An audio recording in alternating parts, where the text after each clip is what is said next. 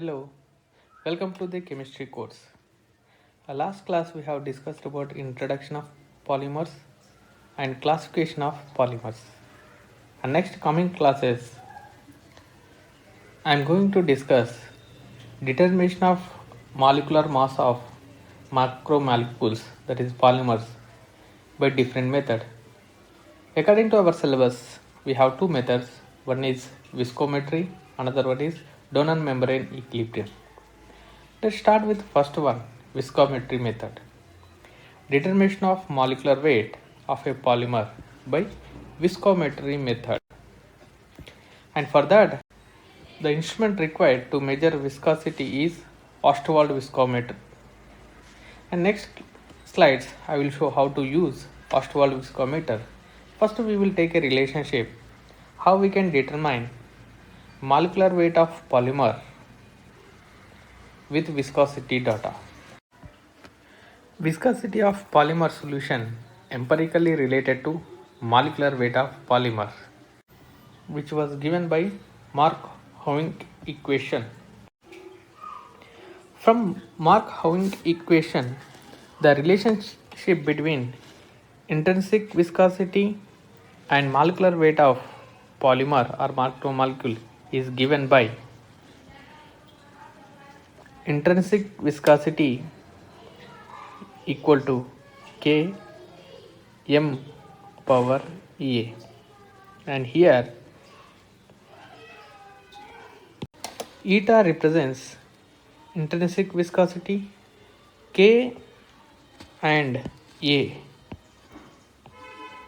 are constant for specific polymer, which depends upon the solvent, which solvent we are taking to measure viscosity and shape of the polymer.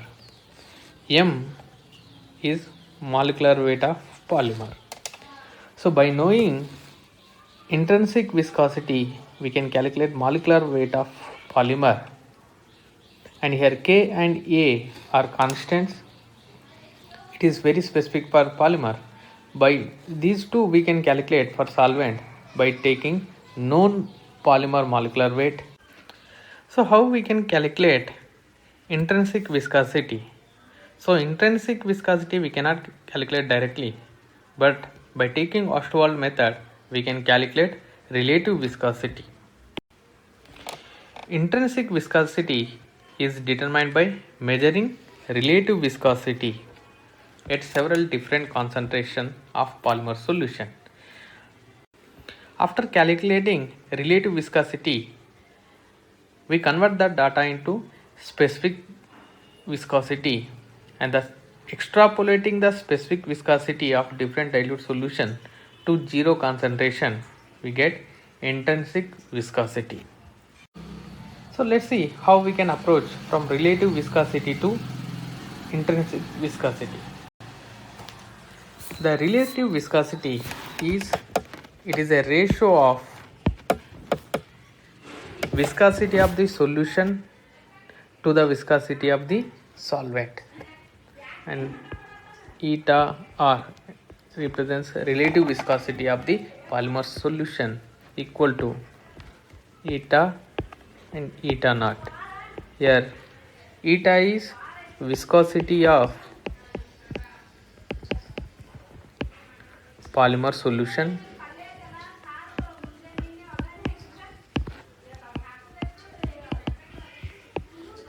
and eta naught is viscosity of solvent. That is, if you are taking for example some X polymer we have dissolved in water, and we have measured the viscosity, relative viscosity with respect to water.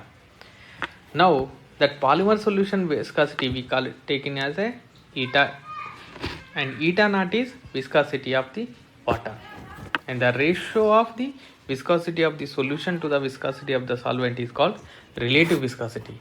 Once we got a relative viscosity, we can calculate specific viscosity, eta Sp.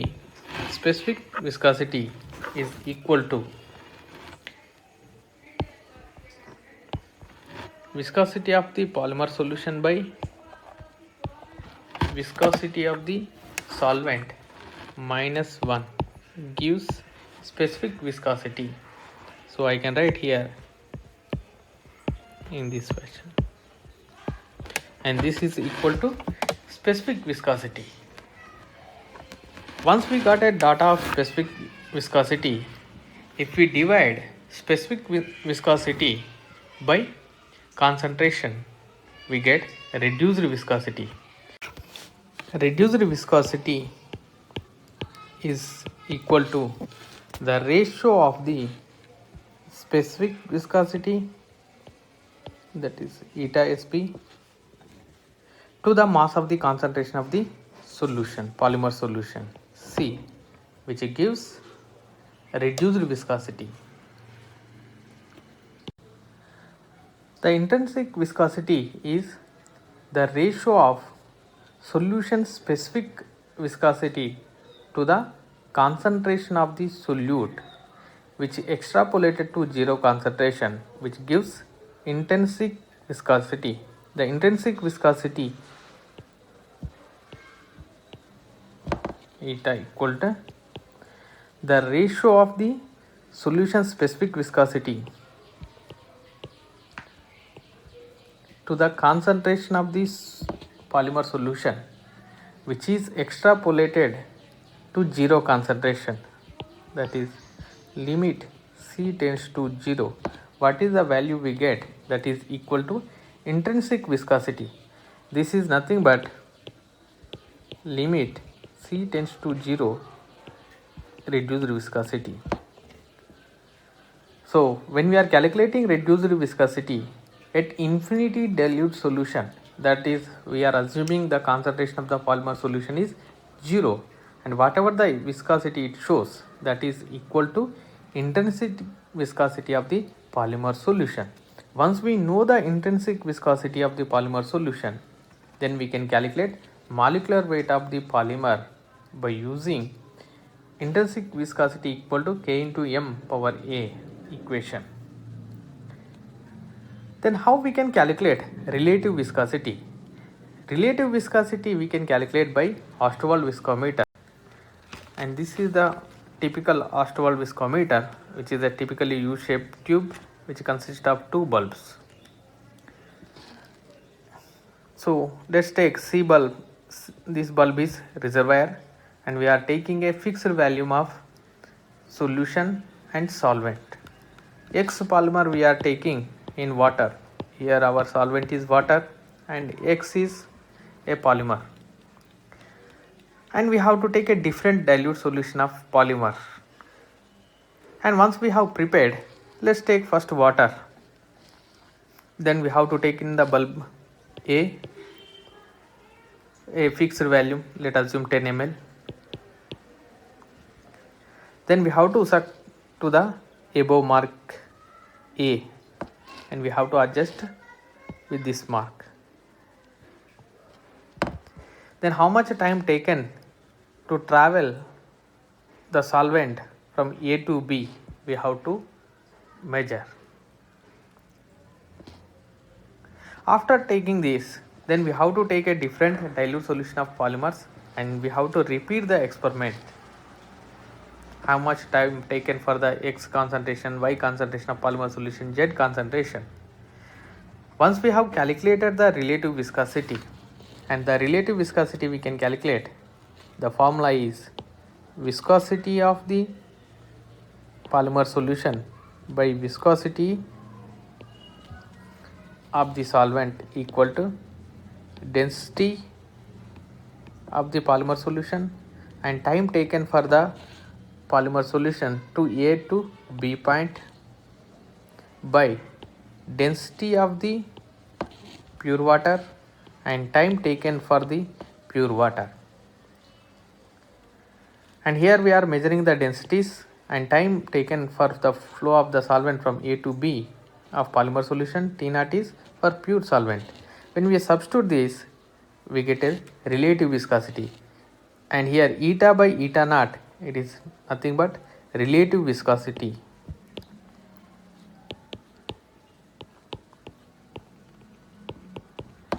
Once we know the relative viscosity, we can calculate specific viscosity.